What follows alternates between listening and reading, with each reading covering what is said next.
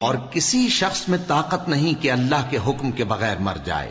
اس نے موت کا وقت مقرر کر کے لکھ رکھا ہے، اور جو شخص دنیا میں اپنے اعمال کا بدلہ چاہے اس کو ہم یہیں بدلہ دے دیں گے، اور جو آخرت میں طالب ثواب ہو اس کو وہاں اجر عطا کریں گے،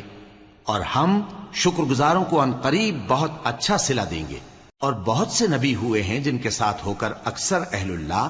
دشمنوں سے لڑے ہیں، تو جو مصیبتیں ان پر اللہ کی راہ میں واقع ہوئیں ان کے سبب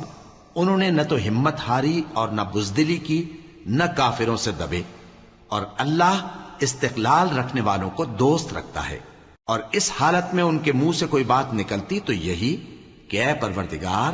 ہمارے گناہ اور زیادتیاں جو ہم اپنے کاموں میں کرتے رہے ہیں معاف فرما، اور ہم کو ثابت قدم رکھ، اور کافروں پر فتح عنایت کر۔ تو اللہ نے ان کو دنیا میں بھی بدلہ دیا اور آخرت میں بھی بہت اچھا